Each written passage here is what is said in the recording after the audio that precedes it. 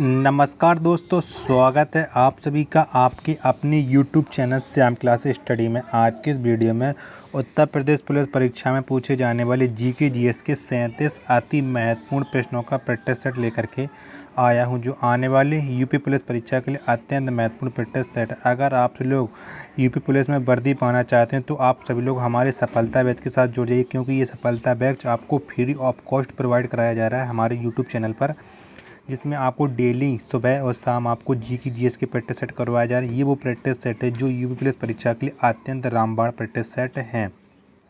अगर आप लोगों को ये प्रैक्टिस सेट पसंद आता है तो वीडियो को आप लाइक कर देना। चैनल को आपने अभी तक सब्सक्राइब नहीं किया है तो चैनल को आप ज़रूर सब्सक्राइब कर लीजिएगा। और आप लोगों को इस प्रैक्टिस सेट में 37 में से कम 25 पेज तो हर हाल में सही करने ही होंगे। अगर आप 25 पेज भी सही नहीं कर पा रहे हैं तो आप अपना कीमती समय आप बर्बाद कर रहे हैं और आपको पढ़ाई करने की बहुत ज़्यादा ज़रूरत है, क्योंकि आपका जो सपना है यूपी पुलिस में एक खाकी वर्दी पाने का। तो इन्हीं सब बातों को ध्यान में रखते हुए शुरू करते हैं आज का अपना जीके जीएस का प्रैक्टिस सेट नंबर 248। इससे पहले मैं 247 प्रैक्टिस सेट अपलोड कर चुका हूं। अगर आपने वो अभी तक नहीं देखे हैं तो सारे प्रैक्टिस सेट आपको प्लेलिस्ट में मिल जाएंगे, वहाँ से आप जा कर के हर एक प्रैक्टिस सेट को लगा सकते हैं और अपनी तैयारी को चेक कर सकते हैं कि आपकी तैयारी यूपी पुलिस परीक्षा के लिए कैसी चल रही है। तो इन्हीं सब बातों को ध्यान में रखते हुए शुरू करते हैं आज का अपना प्रैक्टिस सेट नंबर 248। तो पहला क्वेश्चन है आपकी स्क्रीन पर कि संविधान सभा की पहली बैठक किस वर्ष हुई। तो कब हुई थी संविधान सभा की पहली बैठक, ये आपको बताना। तो ये हुई थी 9 दिसंबर 1946 में। कब? 9 दिसंबर 1946 में संविधान सभा की पहली बैठक संपन्न हुई थी। ऑप्शन नंबर बी इसका राइट आंसर हो जाएगा। अगला प्रश्न है आपके सामने कि राज्यसभा में प्रथम विरोधी दल के नेता कौन थे। तो कौन थे राज्यसभा में प्रथम विरोधी दल के नेता? तो ये थे कमलापति त्रिपाठी। कौन? कमलापति त्रिपाठी थे राज्यसभा में प्रथम विरोधी दल के नेता। ऑप्शन नंबर ए इसका राइट आंसर हो जाएगा। अमर्त्य सेन को भारत रत्न से किस वर्ष सम्मानित किया गया? तो किस वर्ष सम्मानित किया गया था अमर्त्य सेन को भारत रत्न से? तो ये मिला था उन्हें 1999। कब? 1999 में अमर्त्य सेन को Bharat Ratna. Option number D इसका राइट आंसर हो जाएगा। अगला प्रश्न है आपके सामने कि जादू टोना का उल्लेख किस वेद में मिलता है? तो कौन से वेद में मिलता है जादू टोना का उल्लेख, ये आपको बताना है। तो ये मिलता है अथर्ववेद में। किसमें? अथर्ववेद में मिलता है जादू टोना का उल्लेख। ऑप्शन नंबर डी इसका राइट आंसर हो जाएगा। अगला प्रश्न है आपके सामने कि भारत के राष्ट्रपति के लिए निर्वाचन के लिए न्यूनतम आयु सीमा कितना निर्धारित है? तो कितनी आयु सीमा निर्धारित है भारत के राष्ट्रपति चुनाव के लिए? तो इसके लिए न्यूनतम आयु सीमा है 35 वर्ष। कितनी है? 35 वर्ष है। ऑप्शन नंबर सी इसका राइट आंसर हो जाएगा।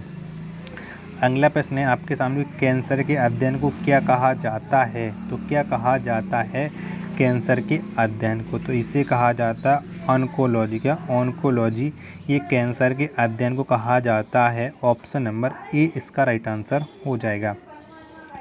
अगला प्रश्न है आपके सामने कुनैन किस पेड़ से प्राप्त होता है? तो कौन से पेड़ से प्राप्त होता है कुनैन, ये आपको बताना है। तो कुनैन ये प्राप्त होता है सिनकोना पेड़ से। किससे? सिनकोना की छाल से कुनैन को प्राप्त किया जाता है। तो ऑप्शन नंबर सी इसका राइट आंसर हो जाएगा।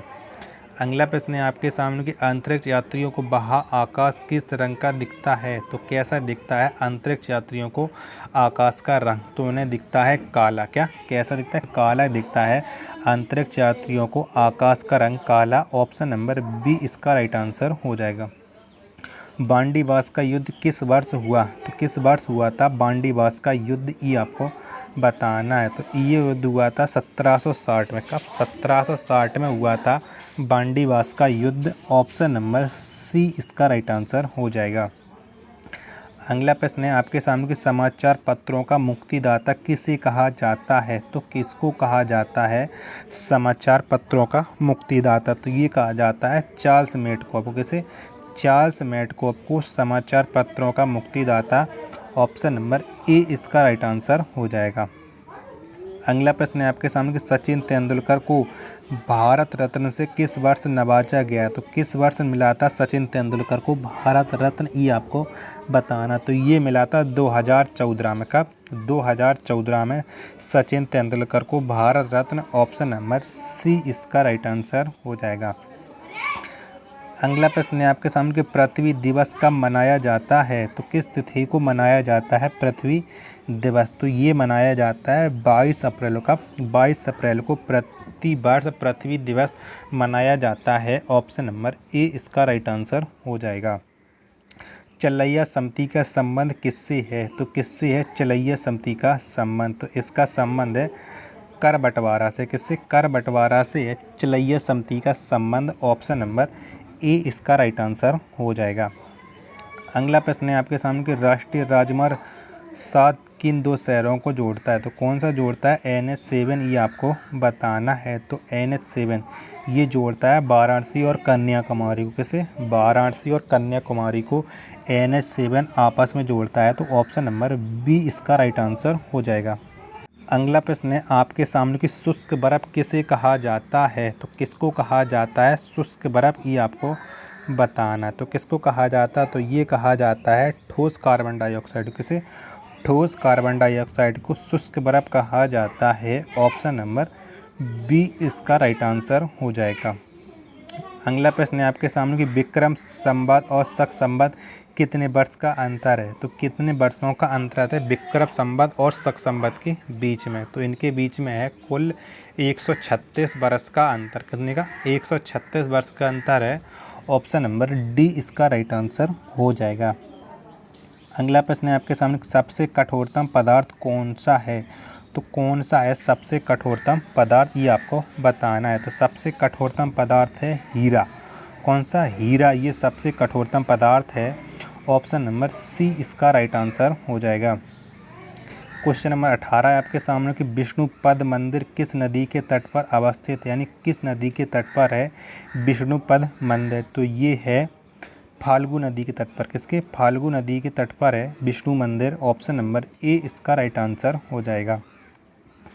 क्वेश्चन अगला आपके सामने कि ब्लड ग्रुप की खोज किसने की? तो किसने खोज की थी ब्लड ग्रुप की, ये आपको बताना है। तो ब्लड ग्रुप की खोज की थी कार्ल लैंडस्टीनर ने। किसने?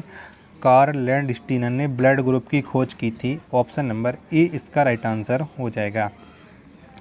अगला प्रश्न है आपके सामने कि रोजगार समाचार पत्र का प्रकाशन किस मंत्रालय के द्वारा होता है? तो कौन से मंत्रालय के द्वारा होता है रोजगार समाचार पत्र का प्रकाशन? तो ये होता है सूचना प्रसारण मंत्रालय के द्वारा। किसके? सूचना प्रसारण मंत्रालय के द्वारा होता है रोजगार समाचार पत्र का प्रकाशन। ऑप्शन नंबर बी इसका राइट आंसर हो जाएगा। सबाक किस देश की गुप्तचर संस्था है? तो कौन से देश की गुप्तचर संस्था है सबाक, ये आपको बताना है। तो सबाक है ईरान की गुप्तचर संस्था। किसकी है? ईरान की ये गुप्तचर संस्था है सबाक। ऑप्शन नंबर सी इसका राइट आंसर हो जाएगा। स्टोरेज बैटरी में किस अम्ल का प्रयोग किया जाता है? तो कौन से अम्ल का प्रयोग होता है स्टोरेज बैटरी में? तो इसमें प्रयोग होता है सल्फ्यूरिक अम्ल का। किसका? सल्फ्यूरिक अम्ल का प्रयोग होता है स्टोरेज बैटरी में। ऑप्शन नंबर ए इसका राइट आंसर हो जाएगा। अगला प्रश्न है आपके सामने कि सत्यजीत रे को किस वर्ष भारत रत्न से सम्मानित किया गया? तो किस वर्ष मिला था सत्यजीत रे को भारत रत्न? तो ये मिला था इन्हें 1997 में। कब? 1997 में मिला था सत्यजीत रे को Bharat Ratna. Option number D इसका राइट आंसर हो जाएगा।